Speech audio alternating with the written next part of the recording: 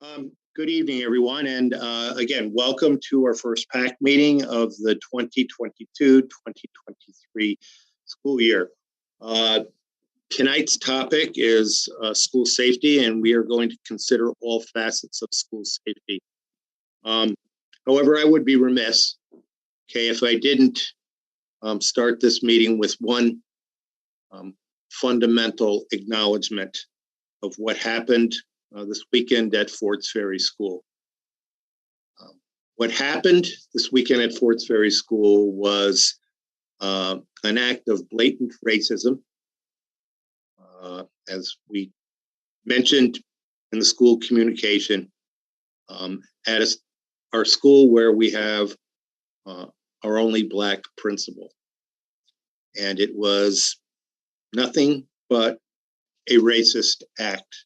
We have to acknowledge that, and we have to work to face that, to educate ourselves, and engender the hope that we all can be better.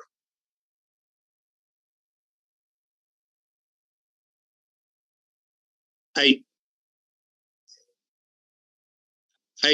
think what we need to acknowledge also is that this action at Forts Ferry had an impact in our community. It had an impact on Dr. Parker and his family in a very harmful way. It also impacted all the Black and brown children and employees who attend our district as well. There was a message sent that was tragic and hateful. And by acknowledging that, we promise and vow to move forward. And by moving forward, it means that we just don't move forward and forget. We move forward with the intention and the action of addressing what occurred here. We can say that that is not us. And when we say that is not us, we're not, it's not about the North County community. What is about us, though, is that racism is embedded in the fabric of our country. And our acknowledgement of that, what we do in our section of the world to make our environment welcoming and affirming for each and every child and family who attends North County is very much the next step and the part of moving forward. So I think it's very appropriate that we address that first and foremost on a night where we talk about school safety. And I think we're fortunate here in that we gather together as a school community tonight to talk about safety, to talk about physical safety, to talk about emotional safety, and to talk about how it is a comprehensive effort that involves physical safety, involves a partnership with the county police department, involves our mental health staff. We comprehensively engage in the work to make our schools a safer place, a welcoming place, an affirming place. So I think, without further ado, let's go to tonight's presentation. But I think before we do that, why don't we introduce ourselves on the call here? So I am Joe Corr, Superintendent, North County School District. Ms. Skeels. Hi, everyone. I'm Kathleen Skeels. I'm the Deputy Superintendent of the school district. And Lieutenant Weiss. How you doing? Lieutenant Weiss, Town of Colony Police Department, currently serving in the role of Lieutenant of the Administrative Services, which encompasses both our Community Services Unit, our DARE officers, as well as our training unit. And Sergeant Sidoti. I am Sergeant Sidoti. I work with Lieutenant Weiss in the Community Services Unit with the same subjects covered. And also presenting tonight will be Director of Pupil Services, Casey Barden. Casey, and you wanted to introduce Tricia Doyle. And Tricia, you can introduce yourself too. Sure. Good evening, everyone. Casey Barden, Director of Pupil Services. And I'd like to also introduce tonight Tricia Doyle, our Director of Counseling and Mental Health. Tricia, you can introduce yourself. Hi, everybody. I am new to this role, but I'm super excited. We have a fantastic mental health team in this district, and so we're going to talk to you about that tonight. And Tricia is new in her position this year, and so we welcome her to North Colony. So without further ado, let's go to the presentation.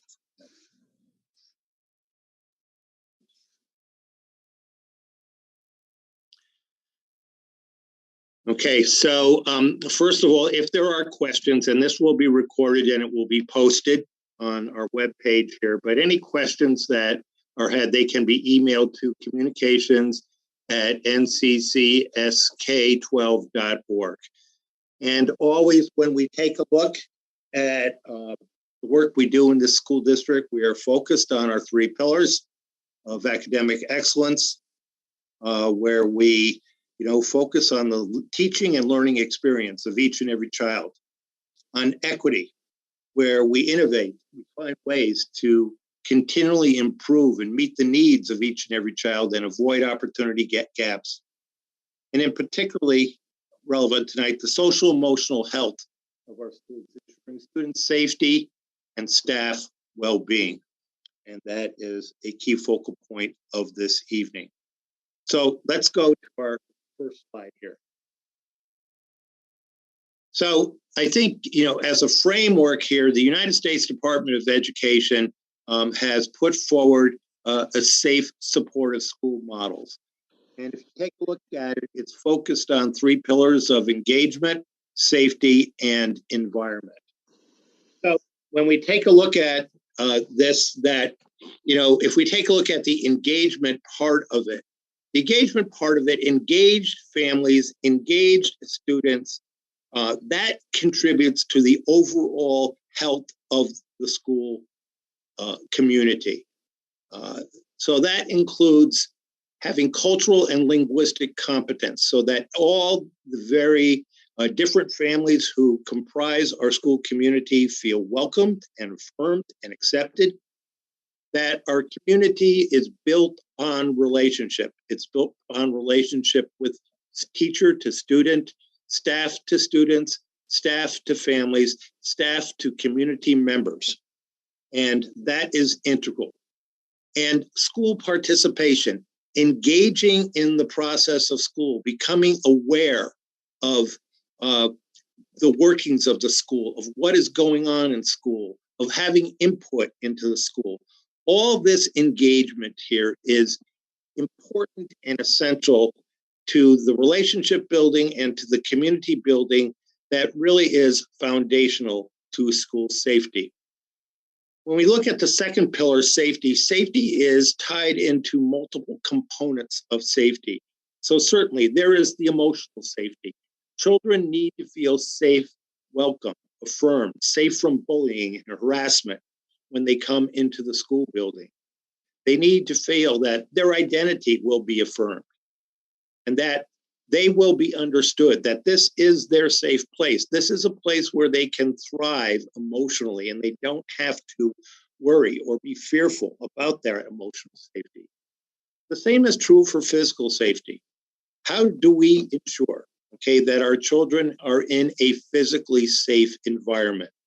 What are the structures that we put in place? And in this district, we haven't put in place physical structures, such as having standardized doors that lock from the interior in each and every school building, having standardized entranceways into the building that have shatter-resistant glass and that they do represent a single point of entry where individuals have to check in before they come to the building. Those are examples there of physical safety. There's also the physical safety that we employed as a result of the pandemic, and that includes improving ventilation and improving that important component of the building environment. So we have an excellent facilities team who are dedicated to physical safety and who work in collaboration with the county police to make sure that we are constantly seeking to improve in this area. Sadly, we all know about the impact of bullying and cyberbullying. This is a huge, huge issue and a problem for our students. It makes the environment expand out to the community, and what happens in the community gets brought into the school. And it's a source of anxiety. It's a source of danger and safety for our students. So we work to educate our students on appropriate internet usage, and we hold students accountable when those protocols are not followed. Simultaneously, also, we're constantly adding firewalls and security in our systems here to minimize the impact of outside influences. Substance abuse. Substance abuse is also a component and a concern for school safety. So again, our partnership with the mental health community, our partnership with the county police department, we work on education through our health and wellness program, through our mental health counselors, and in collaboration with our county police to deal with this important topic. And emergency readiness and management. Again, I want to bring forward here the collaboration we have with the county police. County police are constantly assisting us in the processes and the procedures and the protocols to maintain a safe environment. We run fire drills as required by the state, lockout, lockdown drills, shelter in place drills. We run all those protocols. But in addition to that, those protocols are run in conjunction with the county police department. We have this constant give and take where we are getting feedback from the police department. Again, focusing that feedback on our continuous improvement of our processes and procedures. And again, environment. What is the physical environment? How do we make it safe? How do we create barriers so that unwanted intruders don't come in from the outside? But also, in addition to that, on a positive notion, how do we make that environment pleasant, enjoyable, so that students want to learn? And that all in all contributes to their social, emotional health and their ability to learn better. We also look at what is the instructional environment? How is that instructional environment engaging? How do we create an environment where students can feel successful, where they can grow and develop, and where they want to come to school? Physical health, okay, also a key component of that.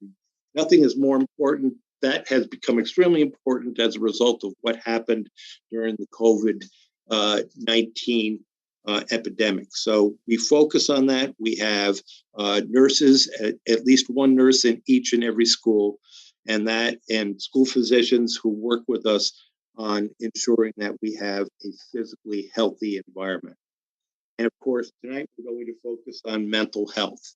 Mental health is critical now and really now more than ever. So we were going to talk about the work of our mental health. That will be a critical part of this presentation. Discipline, establishing clear guidelines, making sure that these are known to all students, providing interventions so that we avoid going to more serious and egregious disciplinary procedures, but at the same time, holding students accountable when they have violated the community norms and processes and procedures. So I think, there at the bottom, the safe schools, this promotes students. This is a comprehensive effort to promote students from threats, from violence, from exposure to weapons, from theft, from bullying and harassment, from the sale of illegal substances on school grounds and other emergencies. And really, it is this comprehensive effort with those three pillars above that essentially is so important. And it's important not only to safety, but it's also important to student outcomes, to school outcomes, and to making sure that our students are successful in school. Okay, so let's go to the next slide, please. So essentially, we're looking here at, what is, an emergency management. And essentially, when we have an environment where students feel safe, that really is foundational to developing those positive relationships. And when students have those positive relationships, students will be better prepared to facing challenges in emergency and gaining that resilience that they need to overcome such challenges. So I think, when we look at that, the work that we do on a daily basis is really the work that we do to build the strength, to build the resilience, to build the capacity to help students face a crisis when, in fact, a crisis may occur. And I think promoting that safe and maintaining that safe and supportive learning environment, that really is essential to maintaining that supportive learning environment. So if that is in place, our capacity to manage an emergency is substantially improved. Let's go to the next slide. So I think emergency management doesn't start during an emergency. Emergency management is really an ongoing procedure. So if you want to take a look at it, emergency management is constant and ongoing. We need to, as schools, and this is what we do, we work with our mental health staff, we work with our teaching staff. We work comprehensively as a school community. We work with our partners in the county police department and have that communication that is ongoing with them. And we are all collaboratively working to identify what are those early warning signs. And so therefore, before a crisis erupts, we work with students and we work with families on plans to prevent instances, to intervene. And then we also constantly are working as part of a district safety committee to develop crisis response plans. The second bulleted part here is this, and we're going to get into some of the work that we're doing here in the district this year. Essentially, again, this talks about being proactive and focusing on interventions prior to problems resulting. So when we look at what we do is we are a profession. So we are a profession that relies on well-designed, evidence-based, research-based programs. And this would include social and emotional learning programs, would also include putting in the positive behavior supports that evidence would suggest that they work, and putting in the positive and important and ongoing mental health interventions that are needed to help students navigate the course of school and to reduce the need for emergency actions later on. So I think the point here is, and the point of the last slide is that emergency management is constant and ongoing. And so the work that our mental health team, the work that our safety team does, the work that we do with our county police partners and our SROs, all that work really is a part of emergency management, and it is done on a daily basis. Go to the next slide. And I think basically when we take a look at what we're doing here in developing preventive and productive measures, we need to be always mindful, and this is essential. We need to be mindful of our community. And we have to involve our community members, so we need to involve them as stakeholders, but we also need to involve them in a way that is inclusive and responsive to their unique needs. And that is critical here to building that relationship with our community and to helping students feel safe and to help them recover after an incident, and also to proactively intervene prior to an incident. So again, basically, what we're proud of in this community is that we have active engagement of our main community stakeholders involved in emergency management. And you can see them here tonight on this call. That is our law enforcement professionals coupled with our mental health professionals. And we are constantly endeavoring to build our capacity and to bring in multiple disciplines and multiple resources to assist our capacity to deal with emergency situations. So we've mentioned the District Safety Committee, and that District Safety Committee is comprehensive in incorporating those multiple disciplines into management of emergencies. It consists of our teaching staff, our counseling staff, our administrative staff, county police representatives, town of Colony emergency services representatives. We meet regularly, we review plans, and we advise on safety protocols. And, you know, we are engaged in some massive work and some massive projects right now, but this is work that is taken very seriously. And I know Lieutenant Weiss and Sergeant Sidoti are going to be commenting on this in greater specificity. Let's go to the next slide. So basically, I think when we take a look at this, physical safety in each and every area of the district. So physical safety refers to, okay, how do we keep our stakeholders physically safe? So that would be all our families, everyone who cares for a child in this, every student, our staff members, and our community. How do we care for this community, and how do we keep them from threats of violence, theft, and exposure to weapons and to any threat? How do we establish a secure learning environment? And I think that is so critical today, because I think for someone who was educated in the 1950s and 1960s, when we're talking about school shootings and the environment that we've seen sadly way too often on the news, that didn't exist, but that exists way too much today. And the fact of that existence is a source of enormous anxiety to our families.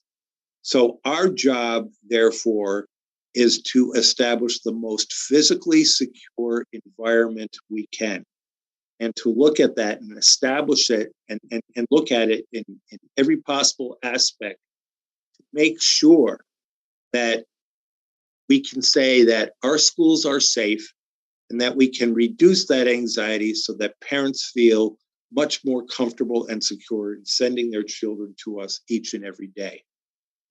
And so that leads us to the second bullet there. And essentially, for students to feel safe and for families to feel safe to engage, it is essential that all students and all families feel that they are able to attend schools that provide that safe environment, where, again, they can go about the business of school. They can go about the business of school, they can thrive, they can engage in their studies, they can engage in extracurricular activities, whether it's band or chorus or art, or whether it's robotics or athletics or drama. They can do all those wonderful activities that make school such a wonderful place for children to learn and grow and to establish those lifelong connections and learnings and relationships that are so valuable. So let's go to the next slide. Mr. Core, if I could just say something, when we look at where that slide started, this slideshow started in the 3 pillars, the first pillar being engagement, and a part of engagement being connection to school and relationships. And I think, we've all lived through these pandemic years, and we know the impact it had on kids because they weren't connected to school.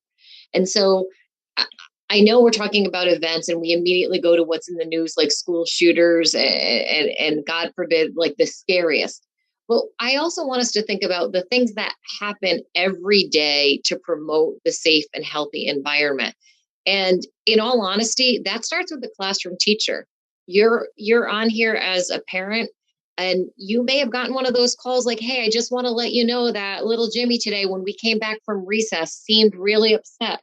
He wouldn't really talk to me about it, but, check in with him and make sure. Teachers notice those things. Teachers notice the student who comes in, who's normally very chatty and comes in and puts their head down on the desk. It's those kinds of connections and relationships. That's why they're saying that is the foundation for a safe school, that we really know our students well. We know how to reach out to their families, and we know how to support them and connect them. And, as we've come back and people have talked about, oh, it's so great to have the cross country meet again, or it's so great to be able to have kids be in band again. That's because it's all about connecting them. The more we know kids are connected to school in positive ways, the less likely it is that we have to worry about these bigger pieces. And that is how all of this weaves in together. We have our school safety committee. We are always planning and always trying to be as aware of the research so that we can keep our schools as safe as possible. But at the very core, it's about building the relationships one student and one family at a time. And that is something that, coming back from the pandemic, is more important than it ever has been before. And a relationship is a partnership that we have with the Colony Police Department. And as you know, Lieutenant Todd Weiss and Sergeant Anthony Sidoti are on the call today. In this picture, though, is Officer Sidoti was previously the SRO at the high school, and Brianna Pierce, who is currently our school resource officer at the high school. And, they're next to the Blue Bison sign because they're a part of the school community. They're a part of the fabric. They're here to help assist us. Not just in the terrible times, but in all the ways that we can be a positive school community. So I will turn it over to the lieutenant and the sergeant to talk about some of the work that they do in our schools. And I would like to note that Lieutenant Weiss is a former Blue Bison. And we all know that once a bison, always a bison. Just saying. Yes, year of 96, I graduated, and I have a wife who's currently employed by North Colony School District as a teacher in the middle school, and also have 2 kids that go to the district. So we are very involved in the district. We get a lot of special attention as a result of that. Joe's phone number seems to pop up on my incoming call log more often than not. I think we talk on a nearly daily basis. So it is not just he's not joking when he said we do have a great relationship. We do. We talk about a number of different details, and a lot of that does start right with the everyday interaction that we ask, not just from Brianna as our SRO, who's primarily over at the high school, but also we have Officer Taylor Carey and Officer Rebecca Rucker, who also are assigned to some of our elementary schools as well to assist them with a lot of their different protocols. They're a resource for the teachers and the administrators in those schools to help them manage the day-to-day problems that they run into. We really do want to make sure that we can have a partnership with the school district. I think that we have a great partnership. I think it's only gotten better. Certainly, Anthony being in this picture, they put the best looking people in this picture. They left me out for a reason, I'm sure. But Anthony was our first SRO. So this relationship isn't something that's new. It didn't just start. It's not something that's recent that is just happened over the last couple of years. Anthony was there. We had a relationship beforehand, but I think that's when we really started to take hold and say, hey, there's a lot more that we can do together as a community than we can do independently when we're trying to deal with a lot of these crises. And I'll let Anthony talk a little bit about his experience as an SRO, and then we'll get into some of our more recent projects. Thank you, Lieutenant. So as an SRO, when I walked in the building, I guess I had been out of the high school environment for a long time. And one of my first thoughts was that these high school kids are going to have little problems. The juniors and seniors are going to have issues with the opposite sex, and the sophomores and freshmen will be, somebody looked at me mean. But it really was eye-opening to be in that environment and realize that the juniors and seniors have adult problems and adult issues, and even down to the junior high kids. So I think from 20 years ago when I was in school, most of us were in school, it's really, the transition has accelerated a lot, where these kids have a lot of substance abuse, mental health issues, a lot of anxiety. And it's really important that we recognize that and that we work together to identify and help kids through those times. It's not, the SRO position is not there to be disciplinarian and get them in trouble. It's more to help put them in touch with resources and give them the benefit of our experience, which I can't stress enough how important I think it is and how well it's worked. Thank you, Tony. All right. So in addition to our SRO program, obviously we're working on different safety protocols that happen within the school. And for a number of years now, in addition to my primary role as the lieutenant in charge of administrative services, I also have a collateral duty as our tactical team leader. That means that I'm in charge of our essentially our SWAT team, and I'm in charge of making sure that we're trained to respond to the most critical incidents that we can face. North Colony has opened their doors to each of their schools to us to make sure that our officers understand what the floor plan is, understand the different challenges that are in schools that are different than the challenges that we face in different environments, like a residential environment or a commercial environment. There's different challenges for our tactical operators and our officers as first responders that we need to address. So during school breaks, the doors are open. We end up training there at least 2 to 3 times per year. And it's not just the Colony Police Department that ends up training in the facility, but we bring over our other law enforcement partners that would also be part of a large scale response to an incident. Just like the school community, you rely on other people. Law enforcement is the same way. We rely on our partners, whether that be the New York State Police, New York State Police Bomb Squad, Albany Police Department, Troy Police Department. Those are all different people that have participated in joint training in the North Colony School District with us to make sure that we're prepared for those incidents. We also work within the school safety committee on different drills, such as the lockdown drills. And out of one of such lockdown drills, the middle school, we started seeing that some of the improvements that the school had made as far as single access points and firming up their the access to the school, making sure that it was more resistant to intruders. It also started to impede our officers' ability to respond to incidents because it would be more difficult for us to breach in case we needed to get in. Because if it's locked for them, it's locked for us. We wouldn't be able to get in. And also, certain door conditions inside were either favorable to us or not favorable to us. And all of this was discovered during one of our lockdown drills that we had at the middle school. Out of that, we started what we turned into a summer-long project this summer, where we went and did school safety surveys and started and we did that not just in isolation with the police department, but we brought along administrators from each of the schools, as well as the facilities and director, Brian Kraft.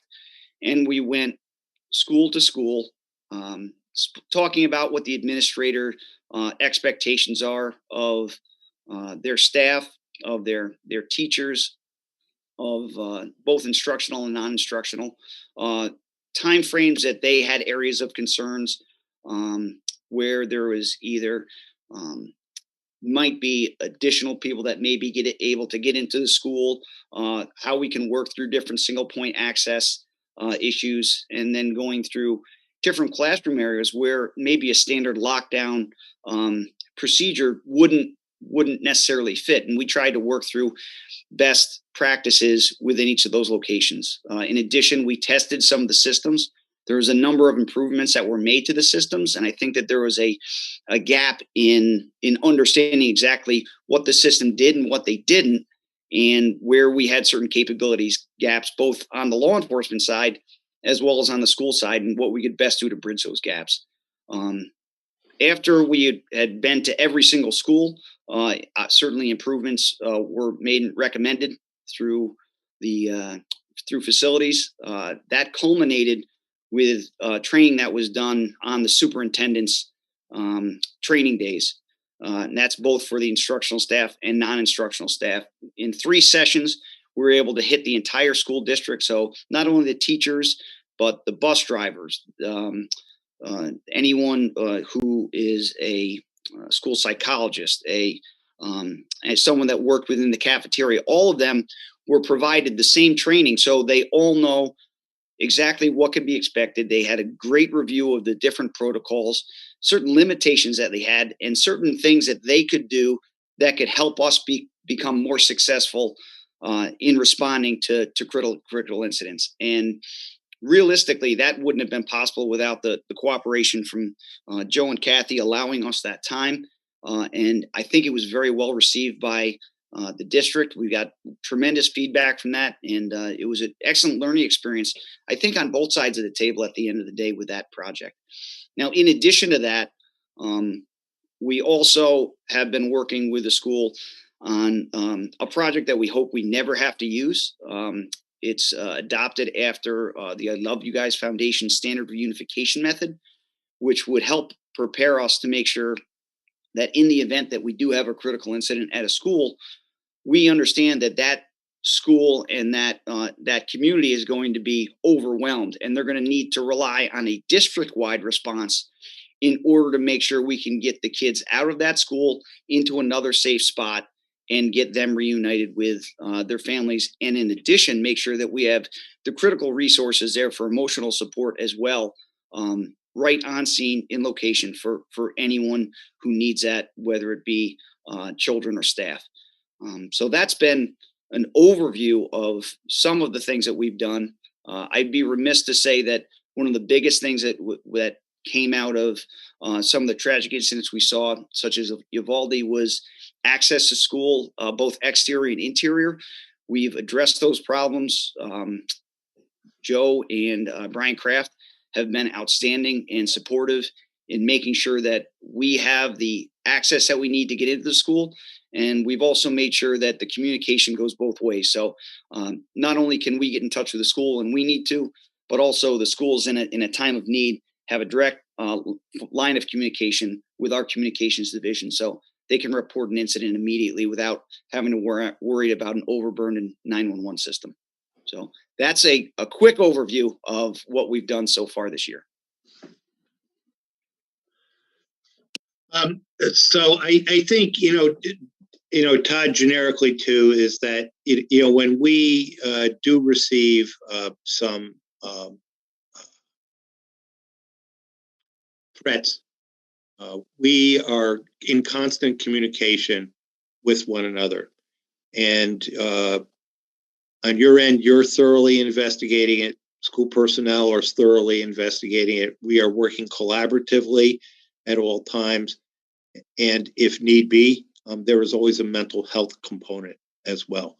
So I think that's an important point for us to make as well. And I know that you and I, when we say that we have a good working relationship, it is that constant communication that occurs during such crisis moments. It's not like a one and done. It's maybe unfortunately for you, Lieutenant Weiss, but we're in constant communication. No, it's 100% right. And I'm sure my wife it may be unfortunate for her too. So I'll apologize to her, for her on the call, but we take our jobs very seriously. Problems don't happen between the standard, whether it be 7 to 3 or 8 to 4 time period. We recognize that. We've dealt, and I've been fortunate enough to work in a number of different capacities within the police department, both on the patrol side and the detective side.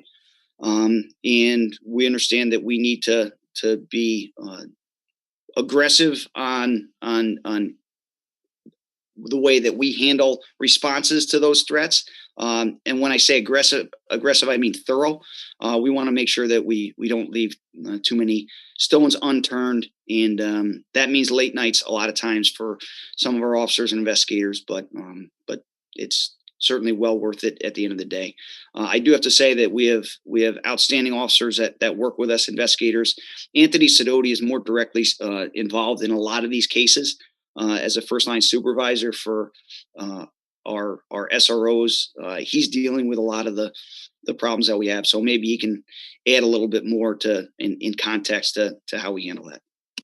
Yeah, absolutely. Thank you, Lieutenant. I'll reference back to one of the incidents that happened in Michigan last year, where the student came to school with a gun, but the fallout was that the parents were actually in on it and had tried to coach him against getting caught and covered up for him, for lack of a better phrase. And so, those kinds of things keep me up at night. So I really approach it like we have to go through every step we can to make sure that we're not missing something like that, as far as we can within our legal bounds.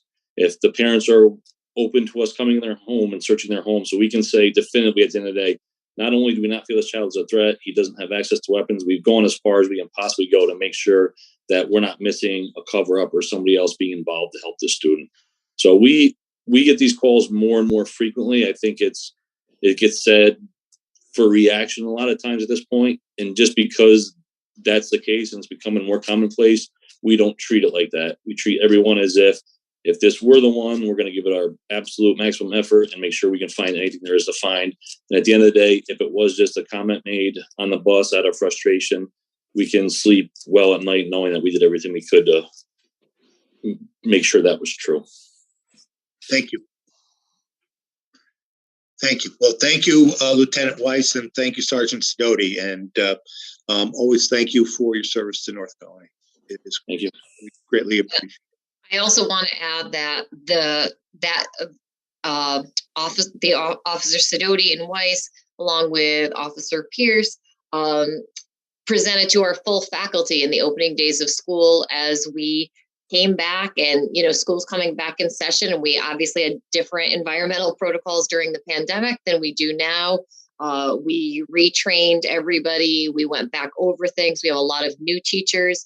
So they are also incredibly helpful in coming in and presenting that information and staying behind and answering lots of questions, because we are only as safe as when we all work well together. And I'm really grateful that we have your assistance and support, because it makes us all safer. So thank you. So I do have, and this is a question for Sergeant Sidoti and probably Sergeant Sidoti as head of SRO, and certainly Lieutenant White, who can feel free to answer here. But the question is, how are the SROs received by the students? Are they seen as cops, for lack of a better word at this time, or are they received as someone who the students feel comfortable in approaching and interacting with? And I say that they are very comfortable with interacting with our SROs, but I would like to hear, Tony, you were an SRO and you work with SROs. Can you answer that question, please? Yes, absolutely. I think there's no blanket. Every child feels this way about an SRO, but I can speak from my personal experience, and certainly for Brianna, that our officers are in the school making the effort to connect with students day in and day out and build those relationships. So in the North County School District, we've done DARE historically. So it's not abnormal for students to see our officers in the school in a positive capacity. Halloween just came and went, and we did a ton of trunk or treat events. So we're out in positive ways, engaging the students in a lot of sporting events, school activities. So my hope is that our program is successful, and that there are a lot of people that wouldn't have had any interaction with the police department otherwise, and instead are getting to see us as people that are compassionate and care about them and can help them in a time of need and point them towards resources should they need them, or even draw from our experiences to help them out with something that a teacher or staff may not be familiar with. And I certainly can verify that. That is the experience that our students have. And our SROs are very much a part of our school community. Very much. Okay, well, again, Sergeant Sidoti, thank you. Lieutenant Weiss, thank you very much. Let's move on to the next slide here. So I think, we're now going to transition to emotional safety in each and every classroom. And we do have Mr. Barden, our Director of Pupil Services here, and Ms. Doyle to talk about emotional safety. Another key component. Sure. Thank you, Mr. Kaur. And I can also confirm, I was at the high school when Officer Sidoti was there, and I remember some of the key relationships that he was able to establish with our students, so much so that, in times of challenges, they would really look to seek him out as another resource in the school to, help regulate during that time, in a time of, emotional dysregulation. And, I can confirm that, Officer Sidoti and certainly Officer Pierce are key and critical components to building culture, specifically at the high school, but I know they're in support of other buildings as well. So I just thought I'd add that piece. Thank you. So thank you, everyone. Thank you, Mr. Kaur, for having us present tonight. What we're going to do is transition into speaking about some of the steps that we have taken as a district in thinking about the social emotional health of our students. And if we could go to our next slide here. And I think this is a little bit of a duplicate here, but I want to emphasize a couple pieces and provide some context as to what we've been trying to accomplish here as a mental health team across the district. As we read through this, what we really set out as our overall aspiration as a K-12 mental health team and as a PPS department is really that second bullet of seeking to support the conditions for student belonging and emotional safety, and making sure that we're really prioritizing every student in the district and making sure that they feel like they belong. And what are the conditions that we're trying to create that achieve that goal? So this is what we've been striving for, and provide a little bit more context. What I want to do is let everyone know, kind of paint a picture of where we've been the last year as a K-12 mental health team and how we've arrived here today. So to provide a little bit of background, we have a K-12 mental health team that consists of building level leaders at each level. So elementary principals, middle school principals, high school principals. We also have members, a representation from our mental health team, more specifically our school psychologists, our social workers, our school counselors, and also PPS administrators as a part of that team as well. And what we've worked on the past year is really looking to come up with a thorough and comprehensive approach to addressing the social emotional health and the social emotional needs of our students. And to do that, we brought that team together to really look at different models that are out there to help support us in organizing our resources the best we can and creating the structures within our district that, again, help achieve that ultimate goal where all students feel like they belong and all students feel like they are emotionally safe within our building. So as a team, we can fast forward to the here and now, and we really prioritize looking at models that were research-based and making sure that there was significant backing for the support of these programs. So now what we've landed on as a K-12 mental health team is a program called BAR. So if we can go on to our next slide here. So a program and a model that is called BAR, and it stands for Building Assets and Reducing Risks. And this is a model that is really looking to establish a foundational understanding of all students are capable of learning. All students have strengths in some capacity, and that is where we're going to focus, and that is what we're going to focus on as we, as a team, look to best support students across our district. And I think the other unique component to this this model is that we're really looking at supporting all students. So we're making sure that we have a true understanding of who all of our students are, and what their interests are, and that we're focusing on building relationships with every single student that are in all of our buildings. And the reason I emphasize that is because there are times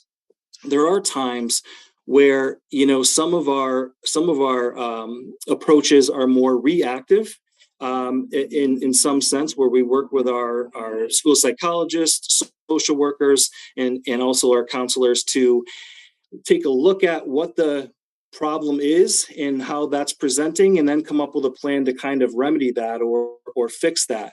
With this model, with this approach, we're really taking a proactive stance and trying to build the capacity across the district with all of our teachers. I think Ms. Skeels mentioned this earlier, of really thinking about the teachers as that first relationship, that important relationship, to really recognize and look at what we would call, Mr. Core referred to them as early warning signs, and what we would really refer to those as, early warning indicators. So what are the changes in a student, or what are the different ways in which they're presenting that don't seem to be consistent with who that student is? And the teachers are really the first line in helping us to really identify those components. So this is a model that has been presented to all of our administrators in the district, all of our teachers in the district,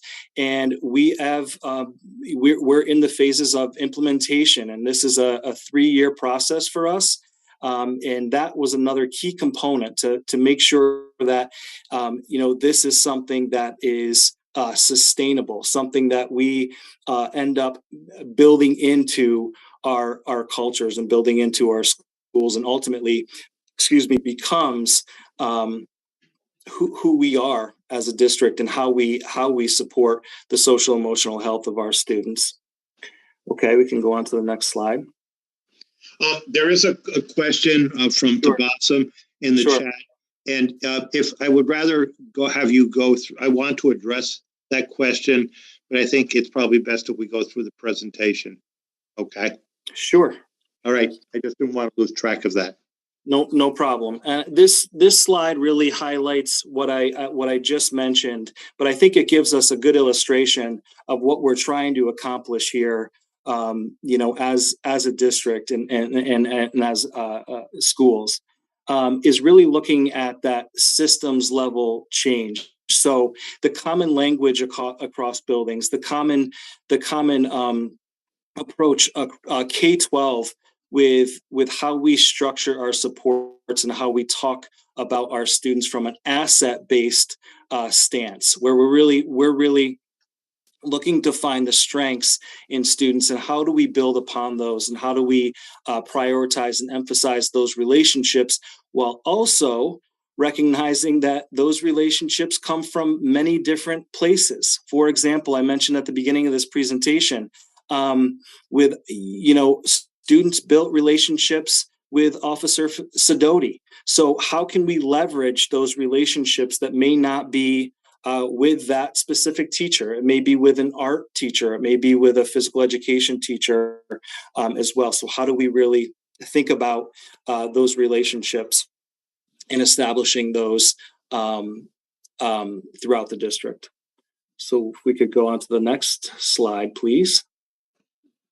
And again, I want to, this slide is really to capture the importance of those relationships and how they are really staff to student. How are we prioritizing those?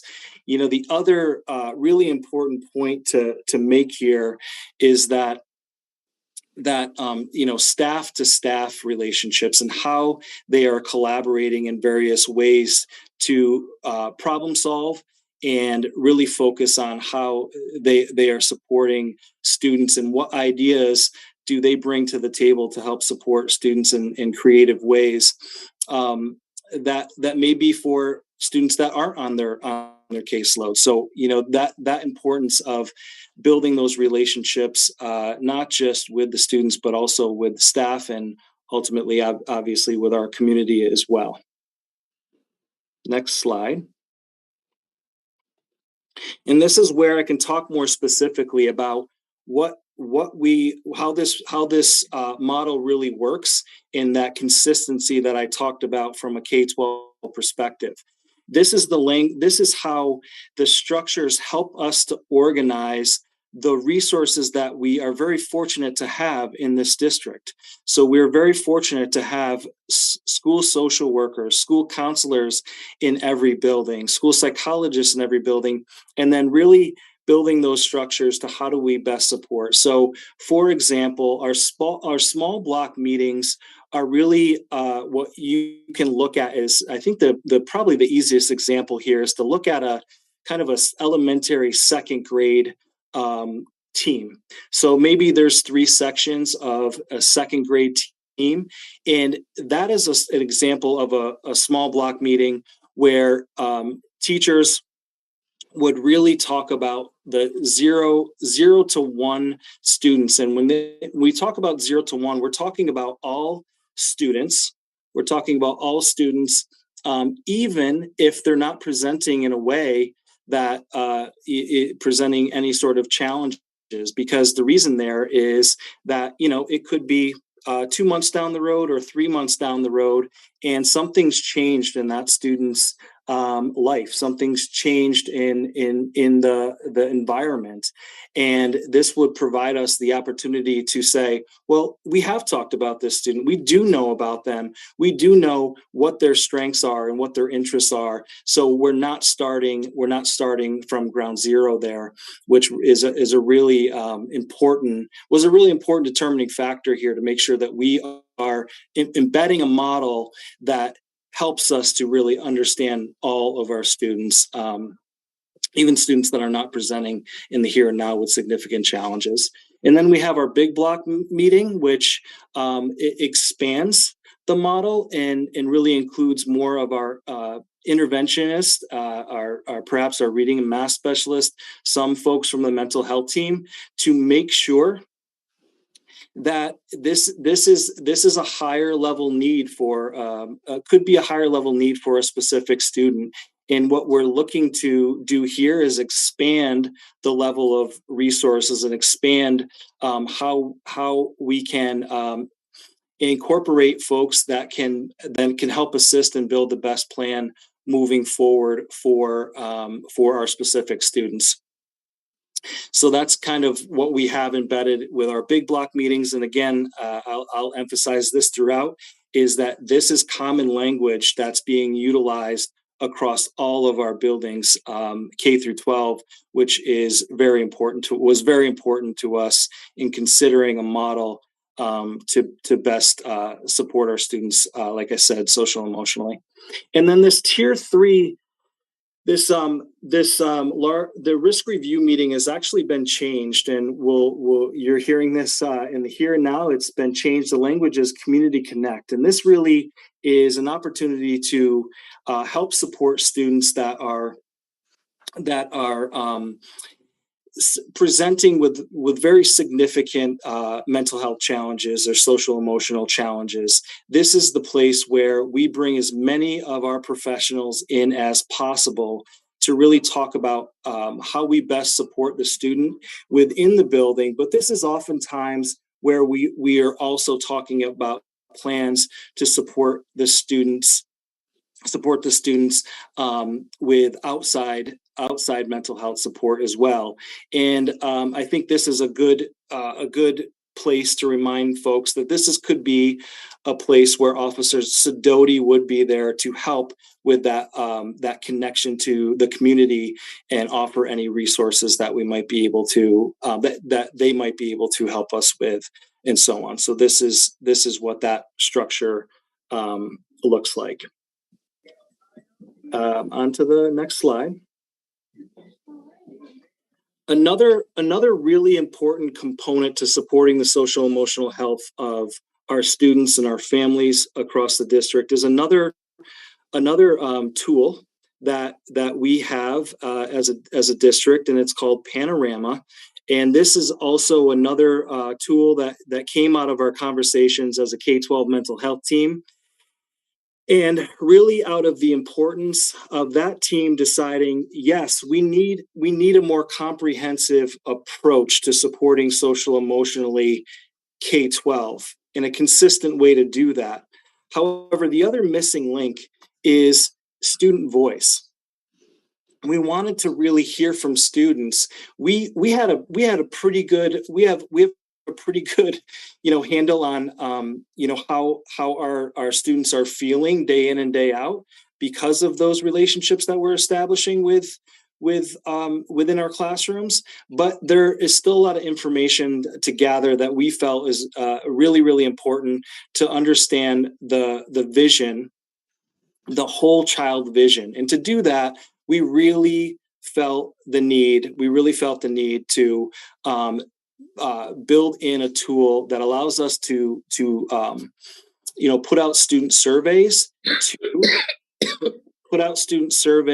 to get qualitative information, important information back on our students, which we can incorporate in those small, large, and community big block meetings and our community connect meetings to make sure that is a component that's incorporated in the conversation to help support the best plan for students moving forward. And the one other piece that I'll add related to Panorama is we have the ability to also survey our community. And that is vital, and that is important to making sure that we're building those welcoming and affirming environments that we're aspiring to build here in North Colony. And we have those survey tools, and we will be really moving forward with those very soon to be surveying our community, related to those topics that we've kind of discussed tonight. Is related to social emotional health and related to how families and how they think their students are welcomed and if they feel like they belong. So those survey tools are going to be really important for us and important for us to get that community feedback. So that's something that I believe is important to mention as an additional component of how we're supporting the social emotional health of our students, but also our families. Next slide, please. And at this moment, Mr. Core, would you like me to, at this moment, I was going to turn it over to my colleague, Ms. Doyle, to speak a little bit more specifically about our supports. Would you like me to answer any questions now, or would you like me to wait until the end of our presentation? Have Trisha do the next part. Sure. Yeah. Sure. Okay, and I will turn it over to my colleague, Ms. Doyle, to present the next part, and we can move past the slide. Thank you. Next slide, please. So one of the most important roads that these two strong programs that Casey just talked about was it leads us down the road of like the mental health support that we have available, which really is what promotes this emotional safety that we've been talking about tonight. The emotional and psychological well-being really promotes a person's development and increases their capacity for a life that will allow them the tools that they need to kind of reach their full capabilities. And so we know that students' unmet mental health needs can pose barriers to learning and development. And as has been mentioned, That's one of the big side effects that we're finding, after the pandemic and kind of those years the kids have gone through without having some of these mental health needs met. Next slide. So school mental health programming can take on a lot of different forms. They address an array of services and can cover things from prevention, early intervention, and then specific treatment needs of students that really promote that healthy development for young people. Programming can be developed in groups, both large and small. Sometimes it's individual. And it can be at different intervals that are tailored specifically to the student needs and the occasion or situation that's kind of brought them about. And so next slide. I would like to just take a few minutes just to kind of discuss what mental health support looks like in our district. We are very fortunate to have a very extensive mental health team. And so within our district, it's generally broken into tiers of support. And so at this first tier, we have our school counselors. This is sort of universal. Every student has access to their school counselor. Our district employs 20 certified school counselors. We have 1 at each of our elementary schools. We have 6 at the middle school and 8 at the high school. And I just want to mention here that our junior high and senior high schools both fall within the recommended 250 to 1 student to counselor ratio that's recommended by the American School Counselor Association. And that falls well below the New York State average of 350 to 1 and the national average of 415 to 1. So to have access to their counselor in a manageable way that allows our counselors to reach all of their students and provide them really individualized attention throughout their time at the middle school, high school, and elementary schools. If a student's mental health needs progress beyond that universal level, and kind of what the general social emotional layers that we have woven into curriculum with large group guidance lessons and the social emotional lessons that are generally integrated into the various settings. We do have available district school psychologists, social workers, and student assistance counselors. We currently have 13 school psychologists. We have 1 at each of our elementary schools, 3 at the middle school, and 4 at the high school. And again, these levels fall within the recommended range by the National Association of School Psychologists. We also have 4 clinically licensed social workers in our district, 3 that serve our 6 elementary schools, 1 at our middle school. And then there's those times where students' mental health needs are going to a level where we need a little bit more significant support and collaborate with outside providers. And so our student assistance counselors really work to build these strong collaborative relationships with these external partners to ensure students' needs are being met both inside and outside of school. And that's generally going to kind of move kids up then to that more intensive level where we are kind of partnering with these external parties. So we do have a certified school counselor as our middle school student assistance counselor, and we have a certified school counselor and a licensed mental health counselor at our high school for our student assistance counselors. So like I said, we are incredibly fortunate here to be so thoroughly staffed with these qualified mental health professionals.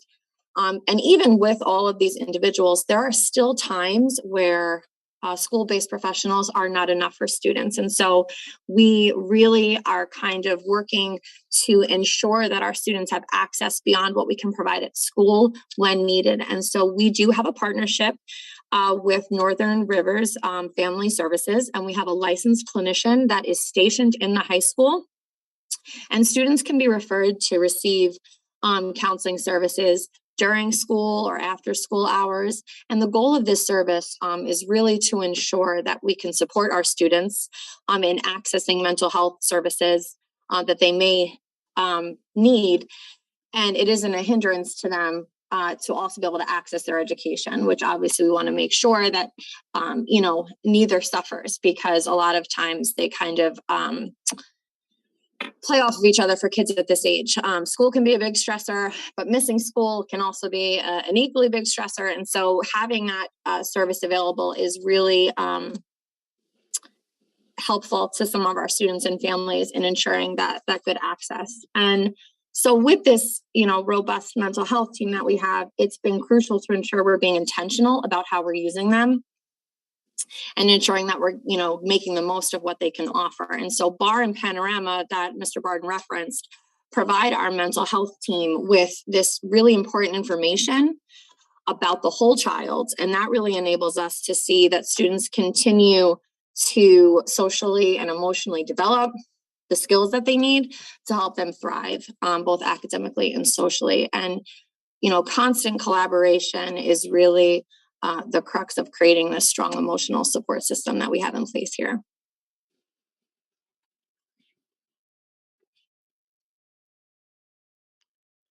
Okay, well, thank you very much, Mr. Barden and Ms. Doyle, and we really appreciate this. We really appreciate the fact that, this is a comprehensive approach that does involve mental health support and also the incredible partnership and cooperation that we have with Colony PD are essential. We do have some questions that have been raised in the chat, and what I want to do is I want to preface is that try to get it to as many as we can. Some of those that came in externally to the email, I will be responding to those in email. But let's take a look here at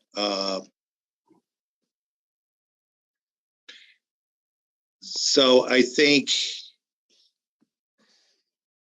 we do have a question here from Tabassum. It does not have to be mentioned, doesn't have to be a specific incident that needs to be responded to. It's everyday behavior and disruptive actions that build up to a bigger incident.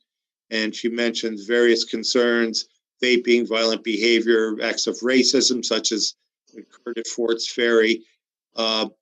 And it said, when these acts do not get addressed, students are staying away from such behavior, get disheartened. It seems our social norms are changing. How can we reset our moral and social compass as a community? What I can assure you is that they are addressed. Okay, and I have other questions in there about fighting, about various inappropriate acts and the like. So those actions are thoroughly addressed. If we take a look at fighting can be is a suspendable offense. And so in the realm of suspensions, it can be from 1 to 5 days. If it goes beyond 5 days, and beyond 5 days would depend upon the severity of the event, as well as the nature of the event as well, and as well as the nature of past events. Okay, if there has been a past history of fighting, in that case, they all get addressed very, very closely. And those actions are fighting, inappropriate actions, vaping, drug and substance abuse are very clearly addressed.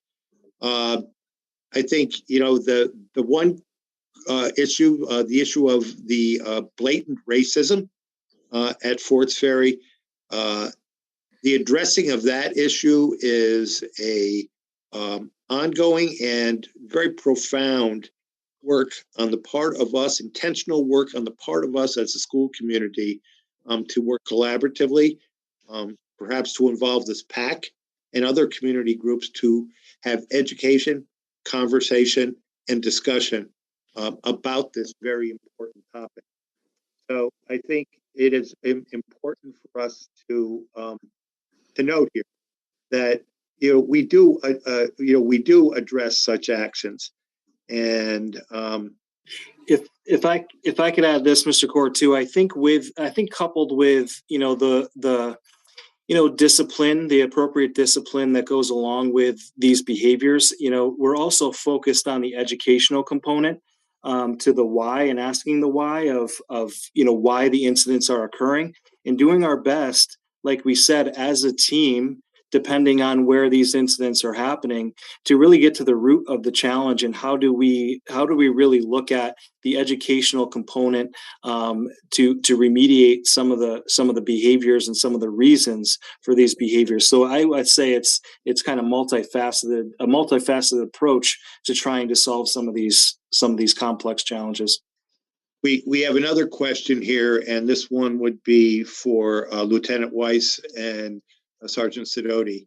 And it comes from Molly McHale. My apologies if this has been discussed already, but was wondering what specialized training SROs receive regarding working with students. For example, training on working with youth who have mental health concerns or those who are on the autism spectrum.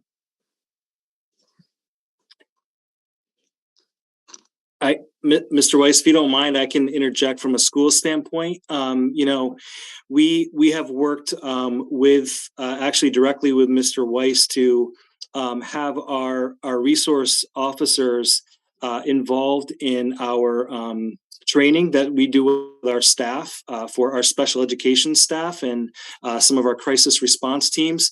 So specifically, we provide de-escalation training to several of our staff throughout the district, and also appropriate trainings to intervene in crisis if need be. And our school resource officers are included in that training, which gives them the background of some of the examples that we might see from students on the spectrum or students presenting with significant mental health challenges.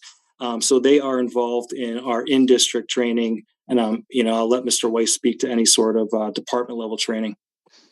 I can speak to that, Casey. So we spoke earlier about how the relationship between the schools and the police department is so important, and we face the same issues that the schools do. De-escalation, crisis intervention are a huge part of police work in this day and age, and it's something our officers are all extensively trained on. And to answer your question specifically, our SROs have the benefit of the normal departmental training in those areas with their initial SRO certification, which heavily covers working in a school environment, dealing with mental health issues. And then on top of that, they're fortunate enough to be exposed to the training that the school district provides. So I would say our SROs are the most qualified police officers we have because they're getting that training from multiple different avenues. Thank you, Sergeant Sidoti. That's much appreciated. Another question here from Emily.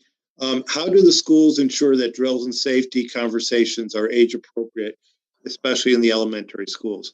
And that's an excellent question. So, we simultaneously walk the line here between, obviously scaring younger children and dealing with things that are beyond their comprehension versus always being prepared. So I think what happens is, fortunately, the teacher is the person who is responsible for monitoring the drill within the classroom. So with that in mind, our teachers are, first of all, trained in the process and the procedure of the drill. But I think we always must remember that they are trained educators, okay? And as that, they know what is age appropriate.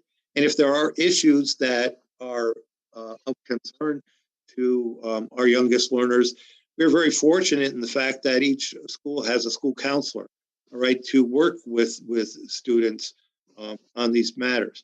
I think, and I know Lieutenant Weiss and Sergeant Sidoti would, I would certainly invite their comment here, but it is a sad fact of reality that we have to do the preparation for these emergencies.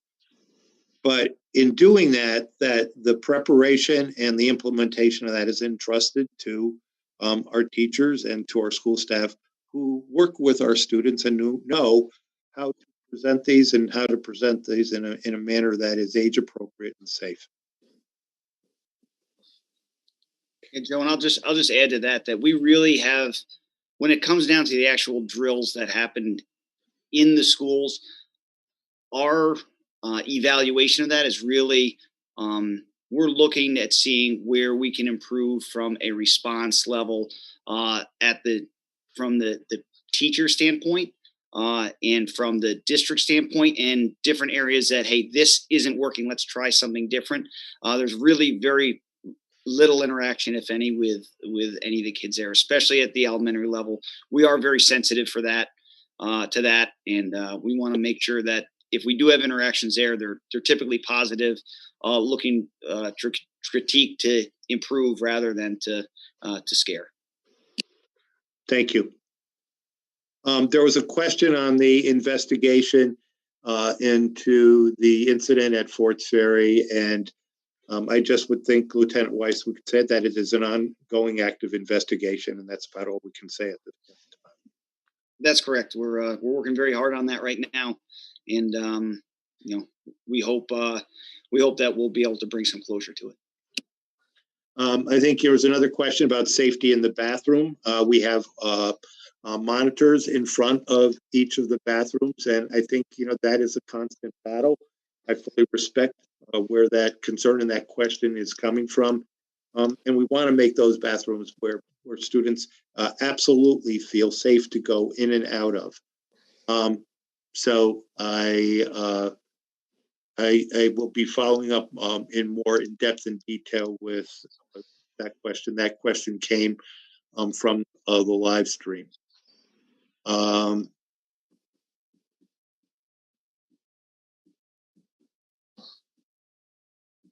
Just see here. Just want to make sure that I can get as many of these as I can.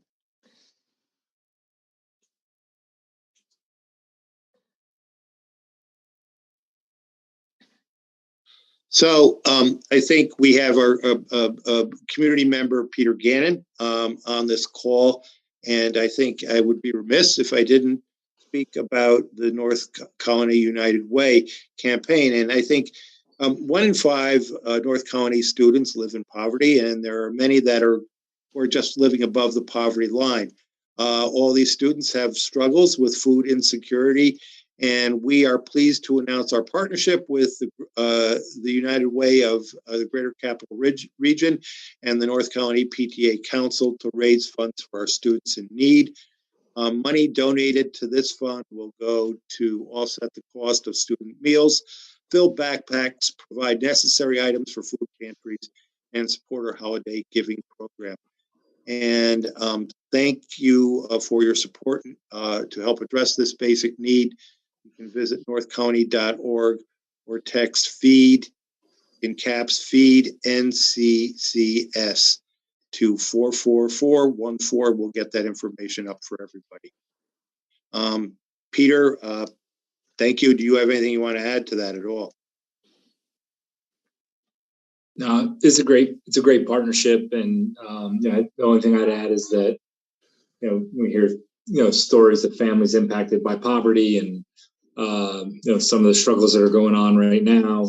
We don't really think of communities like North Colony at times, but it's much more prevalent.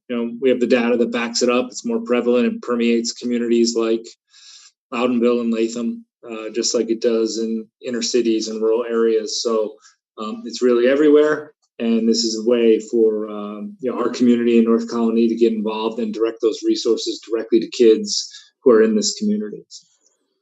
Thank you, Pete. And I think at this juncture also, I would be remiss if this is late in the game. So last update was with 12 minutes left in the contest, and the Shaker boys varsity soccer team look like they might be on the way to joining the girls as Section 2 champions. This was a while ago, but with 12 minutes left, they were up by 3-1 over Saratoga. So that was a good time. I think Mr. Deneen has an update that there's some controversy on the sports reporter. Some are calling it 2-1, and some are saying it's 3-1. I think it's 2-1, and I hope you didn't just jinx that, Mr. Core. 8 minutes is forever around here. It is okay, but that is some good news there. There was an article, just briefly too, there was an article that appeared in the Times-Union about the use of restraints, and this is a national series that the Times-Union is running.